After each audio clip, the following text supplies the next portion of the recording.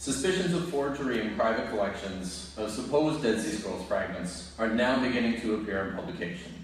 Philologists and experts are divided in their opinion of many of these items, and the instinctive recourse is to engage science to help us form more precise conclusions. In several cases, non-destructive scientific testing has produced successful results in helping to show the probability of inauthenticity for various manuscript fragments from the Judaean collection, and this has just now been published this past weekend in Dead Sea Discoveries. On the other hand, most scientific testing has been, until very recently, limited to carbon dating, which has occasionally been marshaled prematurely as a correct indicator of a manuscript's antiquity.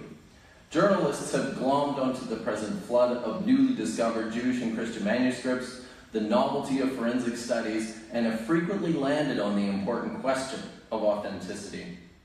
This short paper does not provide much in the way of new information or ideas, but rather seeks to briefly explore the role of scholars, scientists, and journalists up to this point in the recent climate of discovery or rediscovery, evaluation, and publication of ancient manuscripts, including the Dead Sea Scrolls. Philologists, provenance, and authenticity. Rightly or wrongly, textual scholars, paleographers, and theologians are often the first line of defense, so to speak, for safeguarding manuscripts which form a crucial component of our shared cultural heritage. The temptation and the pressure we experience to continue to publish new results understandably could interfere with our own efforts to remain free of prejudice. One of the prevailing concerns in the publication of Dead Sea Scrolls fragments in private collections is the possible conflict of interest that exists because so many of these fragments are owned by confessional Christian institutions who have hand-picked editors for texts in their possession.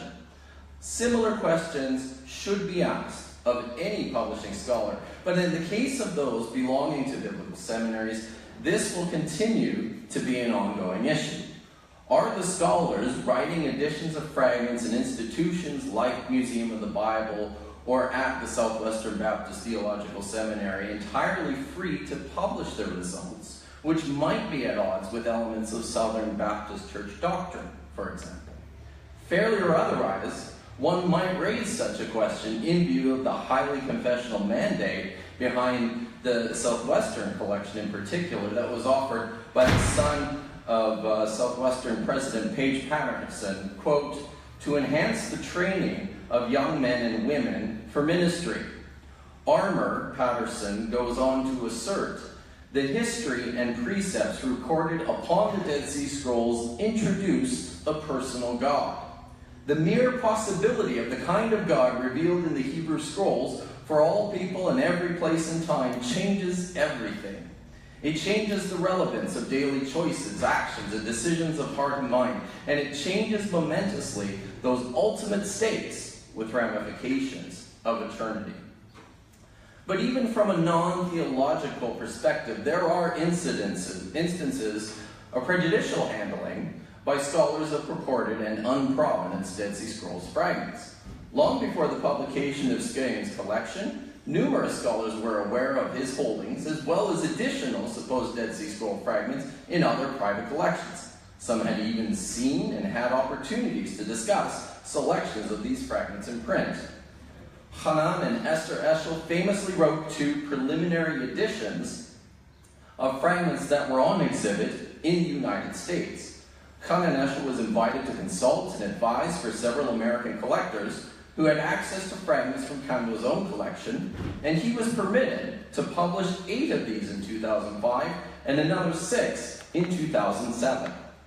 Eshel and Eshel drew their conclusions predominantly from photographs and museum catalogs, which most frequently do not contain images that are altogether useful for scholarly research. As was his practice, Hanan Eshel strove to make identifications of the fragments with existing known Qumran manuscripts, often from nothing more than grainy photographs in museum catalogs. The first article featured a fragment with text from Genesis 33:19 to 34:2 on 3 lines, 2 small fragments containing Isaiah 24:16-17 and 26:19-27 on 6 lines, a small fragment with 8 identifiable words on 3 lines, a tiny fragment with a few words from Genesis 13:1-3, and a papyrus fragment containing text from 1 Enoch 8:3-9:3 on 7 lines. The first fragment was initially identified with 4Q Genesis F on the basis of similarities in script and reconstructed column size. And the Isaiah fragments were likewise assigned to 2 adjoining columns of 4Q Isaiah B. The unidentified fragment was suggested to belong to 4Q 226, one of the copies of so-called pseudo-jubilees, and the tiny Genesis fragment was identified with 8Q Genesis. The first 3 of these fragments were part of the so-called ink and blood exhibit, along with the fragment Eshel identified with 4Q 226. The tiny Genesis fragment was at one time identified with both 8Q Genesis and MS 4612/4, another small fragment containing 9 lines of text from Genesis 36 that belongs now to the Judaean collection. In their 2007 article, the Eschels identified 2 small fragments containing text from Exodus 3:13-15 and 5:9-14, with 4Q Exodus C, a currently unaccounted for fragment of Deuteronomy, with 4Q Deuteronomy F, another unaccounted for fragment containing text from Jeremiah 24:6-7, with 4Q Jeremiah C, and 2 fragments with text from Psalm 11:1-4, with 11Q Psalm C. Significantly, the Enoch papyrus fragment that Eshel and Eshel asserted in their article to be undoubtedly found at Qumran was later purchased by the Judaean collection, as were the 2 Exodus fragments featured in their 2007 article. The process of publishing critical editions of these 3 fragments were deemed by the editors of the Judaean volume in 2015 to be probable forgeries. But of all the fragments that the Eschels identified with known Qumran text, virtually every one of these identifications have now been overturned in subsequent studies, and nearly all of the fragments are suspected also to be forgeries. This propensity for identification at one time served as a form of validation and authentication.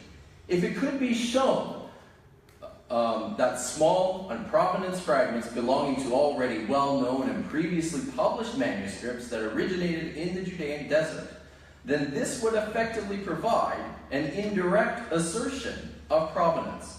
However, in the light of more recent and rigorous study that has repealed such claims, this cautionary tale should leave us all more acutely aware of our responsibility as scholars.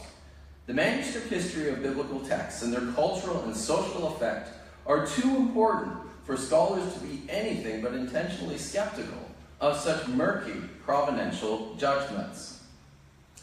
Scientists and the usage of physical testing. Ira Rabin, Ines Feldman, Miriam Krutch, and Hassio Rimon have developed a template for non-destructive examination of the very small Dead Sea Scrolls fragments which reside in several private collections. For decades, radiocarbon dating has been accepted as a standard method for establishing authenticity by way of confirming antiquity of the material. However, more recent experiences have shown that this will not always, or perhaps even most often, satisfy the question of authenticity. The study of Dead Sea Scrolls in the Judaean collection revealed that ancient material can, and almost certainly has been manipulated in modern times.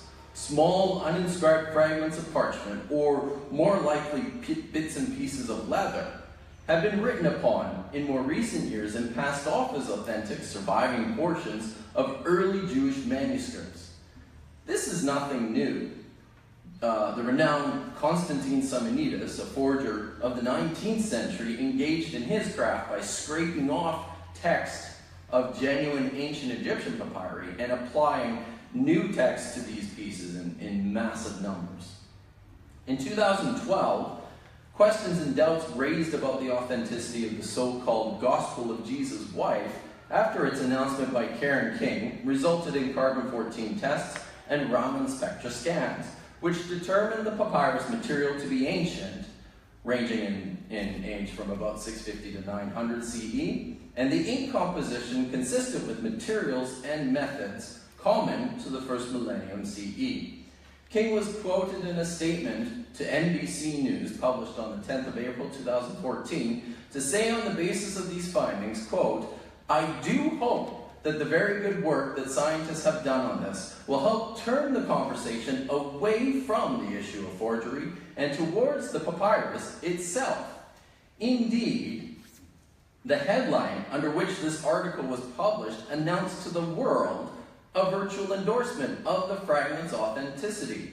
Scientific tests show Gospel of Jesus' wife wasn't faked."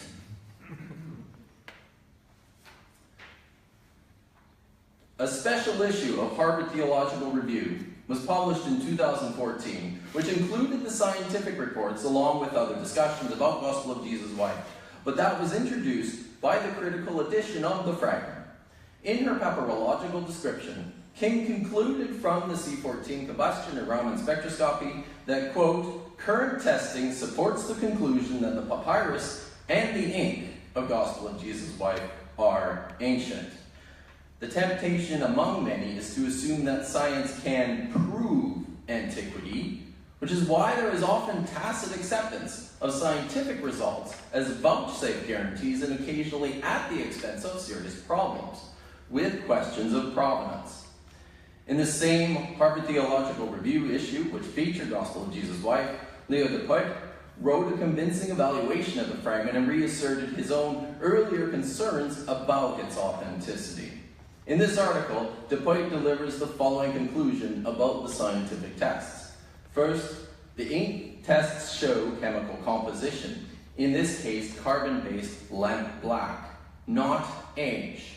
Carbon-based ink is exactly the type I would have used if I had been a forger. Second, for the papyrus, nothing is more common than for forged paintings to be painted on an old piece of wood. And third, in the letter of July 19, 2013, accompanying his report, the principal investigator of the radiocarbon testing, Professor Greg Hodgins, stated that certain stable isotope measurements cast doubt upon the validity of the radiocarbon date. Dupuit has rightly observed that while useful, scientific tests of the Gospel of Jesus' wife fragment were insufficient grounds to make any sort of conclusive claims about matters of authenticity, and rather shows that there are ways by which science can be manipulated to similar ends as eager and occasionally agenda-driven scholarship. Unfortunately, his rebuttal also unwittingly contributes to a burgeoning suspicion among many in American society in which numerous religious conservatives are warned to be wary of science, and disillusioned voters are goaded to distrust the media. What we have learned from the sciences is that we need to be more rigorous in our application of scientific results, and more attuned to their significance, and more cautious in our dependency on these findings. Oh, no, that's not good. I've got this very nice quote from Ir Rabin on this issue, and I'll just leave it on the screen and continue on to my next slide here. Journalism, the public dissemination of results and promotion. Cultural heritage is a powerful force in the public arena, and this seems to be especially true of the significance of archaeological discoveries to the political climate in Israel and the intersection between religious and cultural discourse in the United States. In 1960, Yigal Yadin famously leveraged the discovery of the Bar Kokhba letters into stirring nationalistic fervor at their public unveiling in the Knesset. Yadin read the opening line of the first text, Simon Bar Kosiba Hanasi al Israel, and then addressed President Yitzhak Ben-Zvi directly. Your Excellency, I am honored to be able to tell you that we have discovered 15 dispatches written or dictated by the last president of Israel 1,800 years ago. The enraptured audience erupted into applause. It is one matter to politicize archaeological discoveries, but there are also well-known examples of the substantial impact of forged antiquities in political history. Perhaps most noteworthy is the production of a new Israeli half shekel in 1984 on the basis of a supposed ancient template that contains a handful of suspicious attributes. The coin featured an impression of the Ma'adana lyre that was based on what was believed to be a 7th century BCE seal, which was later deemed most likely to be a forgery, drawn from Flavius Josephus' fanciful description of an impossible 12-string temple lyre. The coin remains in circulation. More recently, the promotion by the Israel Antiquities Authority in the State of Israel of the so-called Jerusalem Papyrus resonates with serious questions about the politicization of antiquity and the role of the media in the authentication process. It was on the same day that UNESCO drafted a contentious resolution which identified Israel's presence in the West Bank as an occupying power. 26 October 2016, Israeli Prime Minister Benjamin Netanyahu stood beneath a large photograph of the artifact and denounced the ordinance. Here, in a letter from the past to UNESCO, it is written, Yerushalima. It explains, in Hebrew, our connection to Yerushalayim and the centrality of Yerushalayim. A servant of the king, certainly a servant of Judah. It is from over 2,700 years ago. Yerushalayim, it is neither Arabic, Aramaic, Greek, nor Latin, in Hebrew. Just skip this. To my mind, the best example, all of these examples amply illustrate the power of antiquity in the public arena, and here I am in danger a bit of biting the hand that feeds, since we are also indebted to public interest that journalism promotes in the humanities and in religious studies. But to what end does the media serve in the authentication process, or what end should it serve? To my mind, the best example of what journalists can do to address the question of authenticity is something for which both scholars and scientists are ill-equipped. And that is demonstrated in Ariel Sabar's impressive investigation of the provenance of Gospel of Jesus' Wife.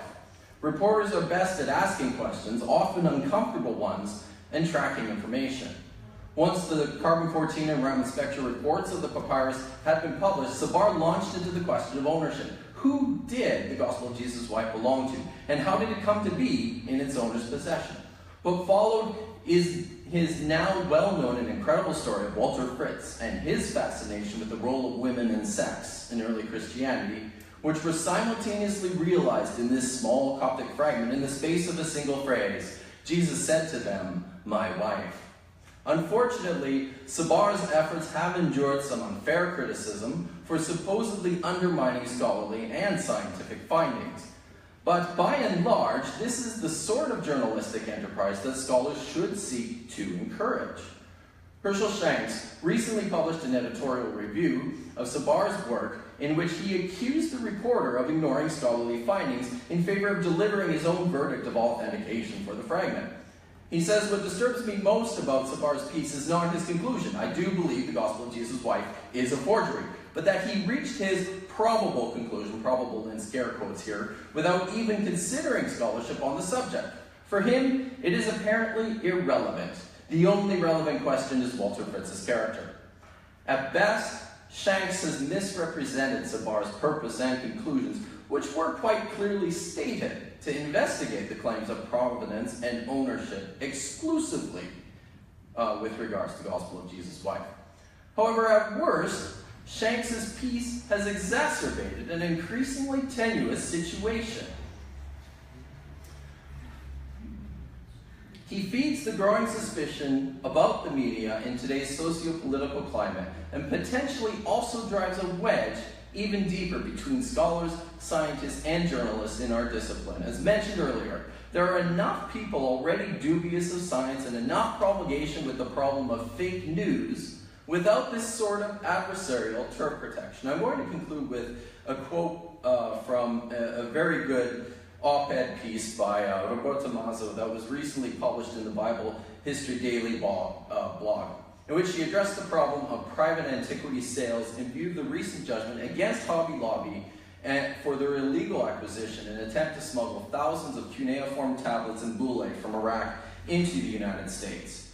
At the end of her piece, she issues a salient call to transparency that should inform our efforts in the protection and promotion of cultural heritage that is enriched by present and future discoveries in the Judean desert. She says it is not enough to state that the acquisition policy is now in place. We know perfectly well that the acquisition started in 2009, so besides talking about future acquisitions, antiquities collectors should in fact clarify all their objects' pasts and not just release statements about the seized objects.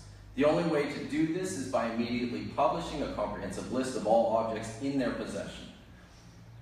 Of course, the list must be accompanied by provenance of each piece, which should not be difficult to document if due diligence has been followed. That's my time. Thank you.